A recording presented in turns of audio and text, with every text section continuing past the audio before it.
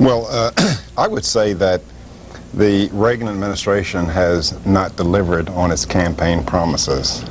Things like dismantling the Department of Education, getting rid of the Department of Energy, cutting down government spending.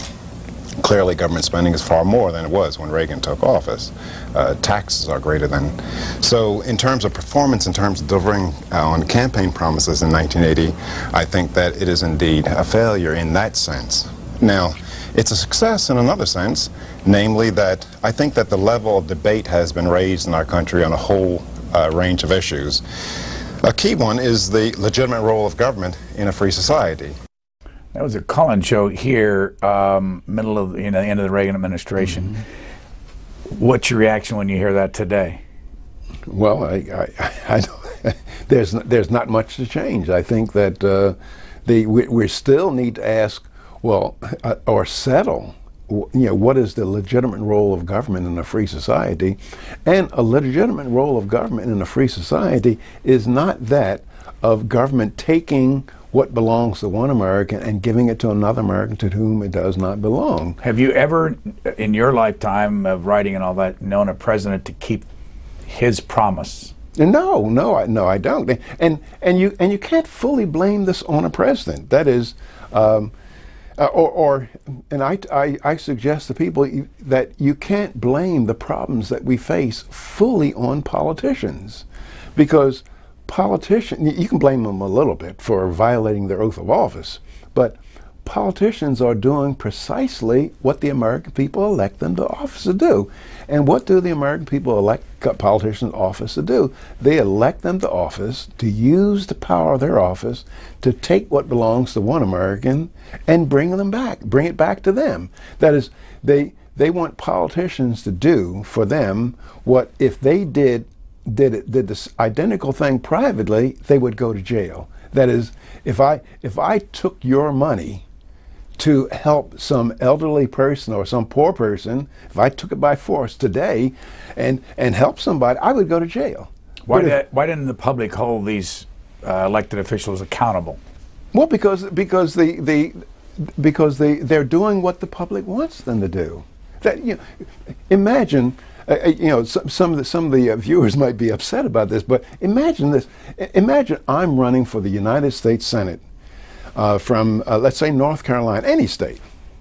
And I go back and forth across the state, and I tell my fellow North Carolinians, look, if you elect me I've read the United States Constitution. If you elect me to office, don't expect for me to bring back aid to higher education, highway construction funds, other public projects, Meals on Wheels, senior citizen prescription drugs, because it's not in the Constitution. It's not in Article 1, Section 8 of the United States Constitution.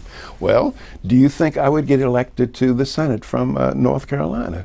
No, I would not, because I would not be doing what North Carolinians would want me to do, and that is use the power of my office to take what belongs to one person and bring it back to the people in North Carolina. Now, here's the tragedy for our country, is that North Carolinians would be acting absolutely correctly in terms of their own interests. The reason why is that because if I, as Senator Williams, don't bring back these goodies, it doesn't mean that North Carolinians will pay a lower federal income tax. All that it means is that it will go to South Carolina instead. That is, once legalized theft begins, it pays for everybody to participate, and those who don't participate, they'll wind up holding the brown end of the stick, if you will. Here you are in 1995 talking about the debt ceiling. When you look at bond markets or stock markets, they are future oriented. And so if the market, when we have this debate in Congress, if the market perceives that we're going to get our deficit and spending under control, well, then it's just as easy for the bond market to shoot up and the long-term bond market to go up. However, if we focus on the crisis, the immediate crisis, and just kind of give away all the spending programs and not really cope with the deficit, the bond market can go down because it says, well, look, these guys aren't serious about the future. In 1995, our debt was 5.5 trillion, and today it's 14.3, and that's probably higher than that. Can you? How far can we go with this debt? I think there is a limit. I think one of the things that has happened to serve us very well is that our country has been maybe the most stable country in the world, and people are willing to buy our debt. That is, the Chinese and the Japanese and other people, they're willing to pick up these treasury instruments. Let me put on the screen so you can see it, the exact numbers as of the end of December. There's mainland China at 1.1 trillion, own 23% of our foreign debt. Japan's up 1 trillion, United Kingdom 415 million, oil exporters 234 billion. All this is trillion or billion, and Brazil 207 billion. What do you see there? Well, if they weren't buying our debt, if they weren't, we would be in deep trouble. Why are they buying it? Well, because where else can they put their money? That is, the United States so far has been a fairly safe place for people to put their money, and so they're not going to buy bonds from Greece or Portugal or Spain or England or many other countries that have relatively unstable economies and relatively or politically unstable. But from what you know about economics, though, how far can this go? Well, there is a limit. There is a limit, and you know what a lot of people don't realize is that our country can become just like Greece. I mean, and if you look at the numbers, the per capita debt in the United States right now is around $45 million for each American. And in Greece, it's somewhere around $42 million. And so I think that as government gets larger and larger, we're going to be less able to take care of our debt. And what's going to happen is that the government is just going to repudiate the debt. There's no way in the world that we're going to be able to pay $14, $15, $16 trillion in debt. We're going to repudiate it, and one way that nations typically repudiate debt is by inflating the currency. When you're teaching, how often do you see your students change their attitude about anything from the beginning of the course to the end? Well, actually, the kind of conversations that we're having now, or the subjects of my syndicated columns, they never appear in my classroom. Why not? Well, because I think that it's dishonest, academically dishonest for a professor to use his classroom to proselytize students. And that matter of fact, I tell the students the first day of class that this is an economics course, and that we're going to talk about positive economics, not my values and not your values, because I think that giving students my values is academically dishonest. Now, however, I think that students will come to share my values. All they need to do is know how to think rigorously, and if they know how to think rigorously, they're going to share the same values that I have. Now, the man that you often pinch hit for, Rush Limbaugh, doesn't think much of academia. And I don't blame him. Why? Because a lot of academics live a very, very charmed life. They are underworked and overpaid for the most part. But yourself? And that includes me as well. That is, but I think I do a fairly good job. And then on top of it, most of my money for a number of years has come from the Olin Foundation as opposed to the taxpayers. But I think that academics leave a lot to be desired. That is, they have a vision of the world that they think is superior to their fellow man, and they think that one of their jobs is to be able to use government to impose that vision on others.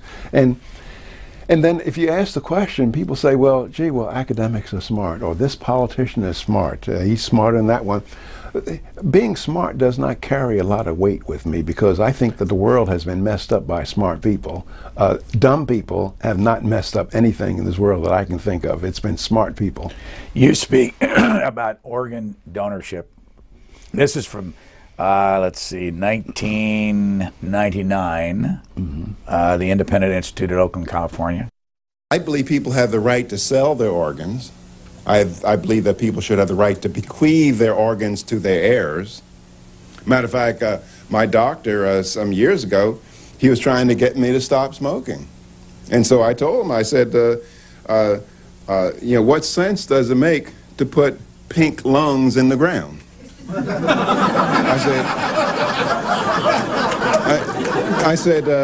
told him that when you die, you should go out in the Big Bang. That's the optimal way. That is, everything should be wrong with you. Because, and you kind of feel sorry for the guy who died with just one thing, a heart attack. Because his liver is good, it means that he did not drink enough. Lungs are good, he did not smoke enough. Now, I was telling my doctor, I said, now, if I could sell my organs, if I could bequeath my organs, let's say to my daughter, I would have incentive to take better care of them. Why can't we sell our organs? I don't know. That is, I think that it's a violation of private property rights. That is, if my test of whether I own something is whether I can sell it.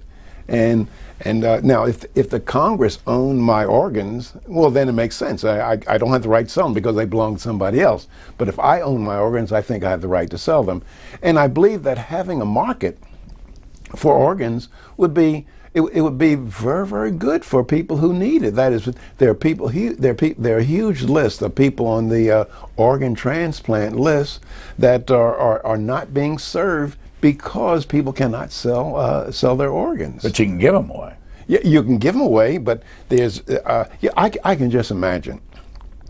Here I am laying in the hospital, dying, and the doctor asked my daughter, well, can we have his organs? Can we have his liver? And she might be crying and very upset and saying, I want my daddy to be buried just like he came in this world with everything that belongs to him. But if the doctor said, well, we'll give you $100,000 for his liver, she'll say, yeah, you can have the liver and you can have the eyes, whatever you want. It would create incentive for people to give their organs or to take care of their organs as well. We've got a number of places that people can find your column, and we'll put it on the screen. And there's townhall.com, jewishworldreview.com, worldnewsdaily.com, and there's libertypen.com. It's also my webpage, walterewilliams.com.